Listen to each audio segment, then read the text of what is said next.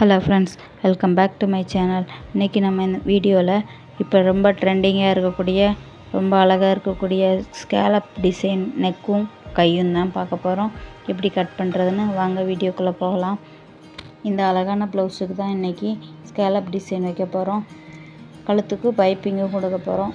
அதனால் கட் பண்ணுறதுக்கு தேவையான ஸ்கேலு, சிசரு, டேப்லாம் எடுத்து வச்சுக்கலாம். ஸ்கேலப் டிசைன் வைக்கிறது ரொம்ப கஷ்டம்னு நினைக்காதீங்க, ரொம்பவே ஈஸி தான். சின்ன சின்ன ட்ரிக்ஸ் சொல்லித்தரேன், அந்த மாதிரி நீங்கள் கட் பண்ணிக்கோங்க. எப்பவும் போல் ப்ளவுஸை மார்க் பண்ணி கழுத்தை மட்டும் கட் பண்ணாமல் மற்ற பார்ட்ஸ்லாம் கட் பண்ணி எடுத்துக்கலாம். அதே மாதிரி ஸ்லீவையும் மார்க் பண்ணி அதையும் கட் பண்ணாமல் மேலே ஷோல்டர்கிட்ட பஃப் வைக்க போகிறேன். அதனால் 2.5 இன்ச் மார்க் பண்ணி அதுக்கும் தனியாக நான் பஃப் வைக்கிறதுக்காண்டி எக்ஸ்ட்ரா குறிச்சிக்கிட்டேன். ஃப்ரண்ட் பார்ட்டும் மார்க் பண்ணி குறிச்சிக்கிட்டேன். இப்போ முன்னாடி 2 ஸ்கேலப்பும் ரவுண்டு, கீழே ரவுண்ட் நெக்கும் வைக்க போகிறேன். அதனால் இந்த விக்ஸ் டப்பாவை தான் ஸ்கேலப் வைக்கிறதுக்கு யூஸ் பண்ண போகிறேன். நீங்கள் ஏதாவது மூடி இருந்தால் யூஸ் பண்ணிக்கலாம். இந்த மாதிரி 2 ஸ்கேலப் வரைஞ்சிட்டு கீழே ரவுண்ட் நெக்காக நான் குறிச்சிக்கிட்டேன். நீங்களும் அது மாதிரி குறிச்சிக்கோங்க. இப்போ இதை கட் பண்ணி எடுத்துக்கலாம். இப்போ இதை மெயின் கிளாத்தில் போட்டு கட் பண்ணி எடுத்துக்கலாம். ஸ்லீவுக்கு பார்ட்ரு வர மாதிரி நான் கட் பண்ணி எடுத்துக்கிட்டேன்.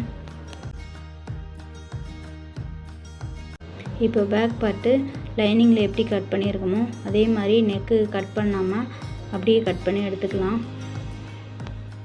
இப்போது நெக் டிசைன் வரைய ஒரு கேன்வாஸ் எடுத்துக்கிட்டேன். அதில் 2.5 இன்ச் அகலமும் 9 இன்ச் உயரமும் நான் நெக்குக்கு மார்க் பண்ணுற மாதிரி குறிச்சிக்கிட்டு உள்ள 1/4 இன்ச்சும் வெளியில் தள்ளி 1/4 இன்ச்சும் குறிச்சிருக்கேன். 3 கூட குறிச்சிருக்கேன் பார்த்தீங்களா.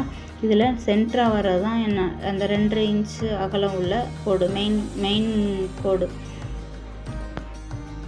இப்போது இந்த விக்ஸ் டப்பாவை யூஸ் பண்ணி நான் ஸ்கேலப் வரைஞ்சிக்கிறேன். அதாவது உள்ளே இருக்கிற அந்த 1/4 இன்ச் கோட்டில் ஸ்கேலப்பும் வெளியில் இருக்கிற அந்த 1/4 இன்ச் கோட்டில் ரவுண்டு நெக்கும் நான் வரைஞ்சிக்கிறேன்.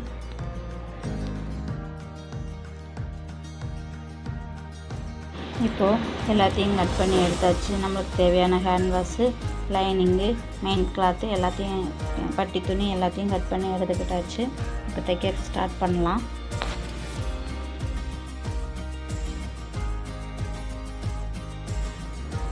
இப்போது லைனிங்கை மட்டும் எடுத்து அந்த கேன்வாஸ் துணியை சென்டராக வச்சு அதை நழுவாமல் இருக்க ஒரு தையல் போட்டு ஓரத்துலேயும் தையல் போட்டு ஒன்றா அட்டாச் பண்ணிவிட்டேன் லைனிங்கோட.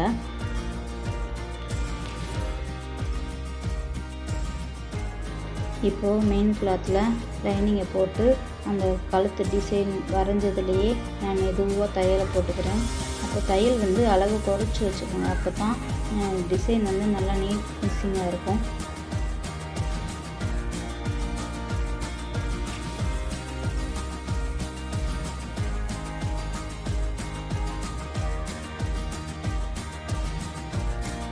இப்போ முடிச்சுட்டு 1/4 இன்ச் அளவுக்கு கேப் இருக்கிற மாதிரி எடை விட்டு அதை அர்க்காத் பண்ணி எடுத்துக்கிட்டாச்சு.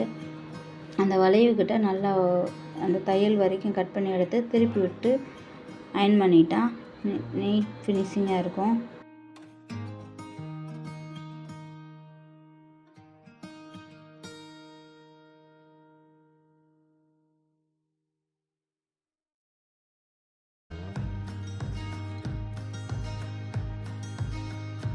இப்போ பேக்கில் பைப்பிங் அப்படியே அடியில் வச்சு வெளியில் தெரிய பைப்பிங் மட்டும் வெளியில் தெரியுற மாதிரி அட்டாச் பண்ணியிருக்கேன். இந்த பைப்பிங் நான் மீஷோவில் தான் 6 ரோல் 220 ரூபான்னு வாங்கியிருந்தேன். வேணும்னா லிங்க் உங்களுக்கு ஷேர் பண்ணுறேன். அதே மாதிரி கைக்கும் ஸ்கேலப் வச்சு பைப்பிங் வச்சு ஃபினிஷ் பண்ணியாச்சு. ஷோல்டரில் ஹைப்பப் கேட்டாங்க, அதே மாதிரி அழகாக வச்சாச்சு. இந்த ப்ளவுஸில் ஃப்ரண்ட் நெக்கில் 2 ஸ்கேலப் வச்சும் ஃபினிஷ் பண்ணியாச்சு.